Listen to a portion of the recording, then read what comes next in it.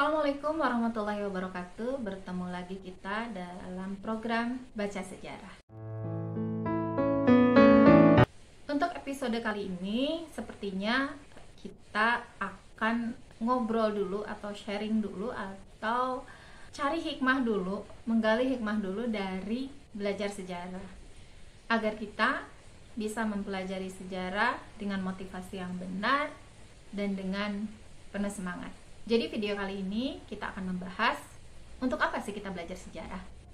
Untuk apa sih kita baca sejarah? Sahabat semua, sejarah adalah kita tahu ilmu yang mempelajari masa lalu dengan data dan fakta yang benar.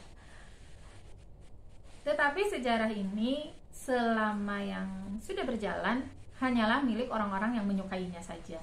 Artinya orang-orang yang tidak menyukai sejarah tidak mempelajarinya, bahkan tidak membacanya sama sekali. Berbeda dengan pemahaman kita terhadap matematika, apalagi matematika pelajaran SD. Meskipun anak kita atau kita dulu tidak menyukainya, maka kita akan diberitahukan oleh guru dan orang tua kita bahwa matematika itu penting. Matematika itu akan kamu pakai selamanya, berhitung, kemudian pekerjaan apapun hampir selalu berhubungan dengan matematika. Bahkan kehidupan kita sehari-hari juga berhubungan dengan matematika. Demikian juga pelajaran bahasa, terutama bahasa Indonesia. Bahasa ini akan dipakai kita sehari-hari di masa depan. Saya jadi membayangkan jangan-jangan mereka yang tidak berbahasa dengan baik, tidak menulis dengan baik, mungkin pelajaran bahasa Indonesianya jelek ya dulu. Tetapi sejarah, bahkan sekarang judul pelajarannya pun sudah tidak ada.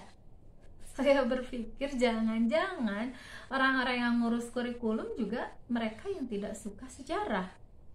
Untuk manfaat secara agama, kita bisa lihat di YouTube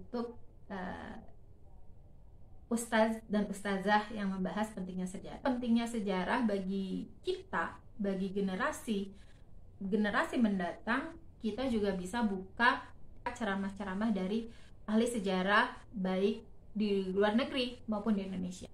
Tetapi untuk sekarang saya ingin Anda mendengarkan saja celotehan saya yang menurut saya mungkin cetek ya, mungkin ya sederhana, tidak sehebat argumentasi mereka.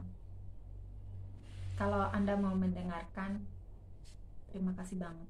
Pernah dengar enggak lagu tentang nenek moyangku seorang pelaut? Di situ kan lagunya nenek moyangku seorang pelaut. Liriknya gimana ya? Di lagu itu dikatakan bahwa sejarah Indonesia, sejarah nenek moyang masa-masa lalu, nenek kakek kita itu adalah seorang pelaut. Mereka adalah pelaut yang sukses sehingga dengan profesi mereka bisa menjayakan Indonesia, bisa menjayakan peradaban kita. Kenapa mereka pelaut? Karena sebagian besar negara kita memang air laut, lautan luas. Tetapi karena kita tidak belajar sejarah ini, kita kesampingkan hal itu. Kita menjadi tidak bangga menjadi seorang pelaut.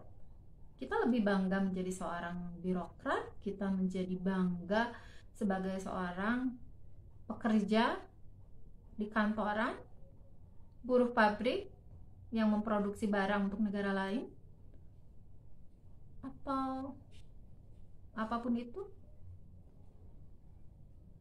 Sehingga mungkin salah satunya kenapa Indonesia tidak meraih kejayaannya hingga sekarang, karena memang melupakan sejarah ini.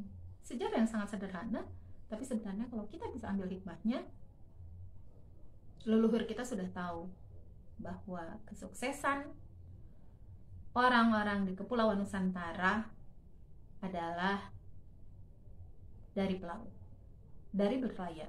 Ya, itu teori saya yang sederhana. Ini hanya lintasan pikiran saya yang sederhana.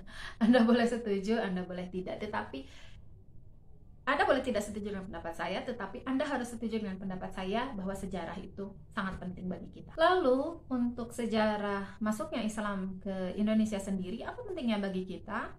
Dan begitu juga dengan alasan kenapa kita harus tahu Islam dari Indonesia itu berasal dari mana, agar tidak ada lagi penyebutan bahwa di Nusantara itu memiliki Islam kekhususan, yaitu Islam Nusantara. Islam di Nusantara adalah Islam yang sama dengan di India. Islam di India adalah Islam yang sama dengan di Mesir. Islam di Nusantara juga sama dengan Islam yang ada di Mesir. Islam di Indonesia, Islam di Nusantara sama dengan Islam yang ada di Persia. Islam di Nusantara pasti sama dengan Islam di Arab. Mereka sama-sama disuruh untuk berdakwah seluruhnya. Mereka sama-sama disuruh untuk berbuat baik kepada orang tua, sama-sama disuruh untuk berbuat baik kepada tetangga, sama-sama disuruh untuk murah senyum, sama-sama disuruh untuk iqra, membaca, sama-sama disuruh untuk mengambil hikmah dari setiap pelajaran. Dan untuk itulah menurut saya paling utama dari manfaat sejarah. Pada zaman dulu banyak sekali kejadian, dan kejadian-kejadian ini akan berulang di masa kita. Jika kita tahu sejarahnya, kita akan belajar dari masa lalu. Misal, ketika kita sekarang mengalami hujan yang dengan curah yang sangat tinggi, apa sih yang dilakukan nenek moyang kita dulu ketika curah hujan tinggi? Apakah zaman mereka kebanjiran atau tidak? Kalau mereka tidak kebanjiran, kenapa sih mereka tidak kebanjiran? Apa sebabnya? Dan kita harus mengambil pelajaran dari mereka. Atau ketika mereka melakukan kesalahan, maka kita harus mengambil hikmah dari kesalahan itu. Oh, dulu nenek moyang saya melakukan kesalahan ini, maka sekarang saya tidak boleh melakukan lagi. Oh, dulu nenek moyang kita banyak sekali raja-rajanya yang enggan untuk konflik dengan Belanda. Mereka menikmati. Jadi selain pejuang, ada juga kok orang-orang yang ya udahlah, saya ikut Belanda aja, saya jadi cukong Belanda aja, saya jadi londo ireng ya, disebutnya, istilahkan londo ireng. Mereka adalah bule-bule yang dari pribumi gitu. Mereka berkhianat, menghasilkan apa? Indonesia dijajah begitu lama dan bahkan disambut. Maka kalau kita belajar dari masa lalu, kalau kita belajar dari sejarah, kalau kita tidak mau menderita seperti nenek moyang kita dulu, maka jangan ikuti kesalahan mereka. Jadi ini cukup jadi alasan untuk kita baca sejarah. Kalau masih ada yang bertanya, apa bedanya Islam dari Gujarat dengan Islam dari Arab? Ya terima saja Islam dari Gujarat. Kenapa Anda mengatakan Islam dari Arab? Maka katakan pula pada mereka, kenapa Anda tidak bisa menerima sejarah atau teori yang mengatakan Islam itu langsung dari Jazirah Arab? Kenapa Anda kekeh dengan pendapat bahwa Islam dari Gujarat, sehingga Indonesia punya Islam Nusantara? Balikan saja, ya enggak? Intinya adalah kita harus paham, kita harus melakukan cek dan recheck ketika kita menerima satu kabar sejarah, terutama jika itu datang dari orientalis. Mereka sejujur-jujurnya mereka atau setulus-tulusnya mereka tetap dibiayai oleh pemerintahan mereka. Mereka tetap, pemahaman mereka, ruh mereka itu berbeda dengan ahli sejarawan yang beragama Islam.